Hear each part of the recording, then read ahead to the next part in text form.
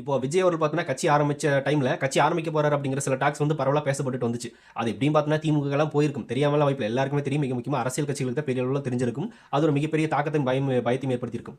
அந்த டைம்ல பார்த்தீங்கன்னா விஜய் அவர்கள் கட்சி ஆரம்பிக்க போறாரா அப்படின்ற நியூஸ் வந்து திமுகல இருக்கிற ஸ்டாலின் அவர்களோட காதுக்கு போனதுக்கு அப்புறமா ஒரு ஸ்டெப் எடுத்திருப்பாங்க. என்ன எடுத்திருப்பாங்க அப்படின்னா, விஜய் கட்சி ஆரம்பிச்சுட்டு அவருக்கு பின்னாடி நிறைய இளைஞர்கள் போவாங்களே, வாக்க பிரிச்சிருவாரு, ஒருவேளை ஜெயிச்சிட்டாரு என்ன பண்றது அப்படின்ற லெவலெல்லாம் கற்பனை பண்ணியிருப்பாங்க. இல்லாமலாம் இல்ல. அப்பதான் பார்த்தீங்கன்னா துணை முதலமைச்சர் பதவி தூக்கி நம்ம உதயநிதி கொடுத்துடலாம் அப்படின்ற பிளான் பண்ணி கொடுத்துட்டாங்க. இதில் பார்த்தீங்கன்னா அங்கே இருந்த நடந்த காமெடி கூத்து தான் பயங்கர காமெடி கூத்து.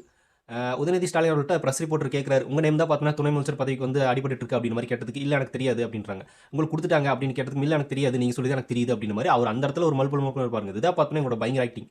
ஒரே வீட்டில் இருப்பாங்களாமா, இவரை ரெக்கமெண்ட் பண்ணது கூட பார்த்தீங்கன்னா இவருக்கு தெரியாதாமா.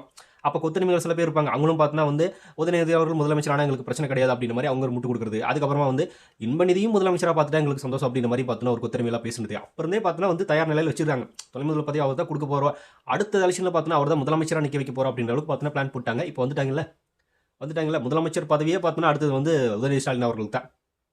அதுக்கு எடுத்துக்காட்டு தான் இந்த பாட்டு. ஏன்னா போன எலெக்ஷனில் பார்த்தீங்கன்னா முதல்வர் வேட்பாளராக வந்து ஸ்டாலின் அவர்கள் நின்னாரு. ஸ்டாலின் தான் வராரு, விடியல் தர போறாருன்னு பாட்டு போட்டாங்க. இந்த எலெக்ஷனில் பார்த்தீங்கன்னா உதயநிதிக்கு போட்டிருக்காங்க. ஸ்டாலினுக்கு தானே போட்டிருக்கணும், அவருக்கு போடல. இதுலேருந்தே நம்ம தெரிஞ்சுக்கலாம் அடுத்த முதல்வர் வேட்பாளர் உதயநிதி ஸ்டாலின் அவர்கள் தான். அதுக்கு தான் அந்த சாங் போட்டிருக்காங்க. இது நம்மளுக்கு கன்ஃபார்ம் தெரிஞ்சு போச்சு. சரி, ஓகே. அடுத்தது இமயம் சிகரம் வென்று சரித்திரம் படைத்திடுவார். அங்கெல்லாம் எதுக்கு போகணும்?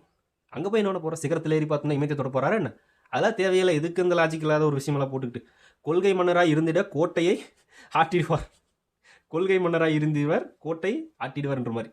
ஆமாம், இவங்க கொள்கையெல்லாம் பார்த்தோன்னா இங்கன்னா பெரியாரை கொள்கை அப்படிம்பாங்க. இவங்க கட்சியிலே பார்த்தோன்னா ஜாதி பார்த்து பழக்கூடிய நபர்கள் இருப்பாங்க, எம்எல்ஏக்கள் எம்பிக்களே இருப்பாங்க. அந்த பட்டியலின மக்களை கேவலப்படுத்துவாங்க. இதுதான் பார்த்தோன்னா எங்களோட கொள்கை.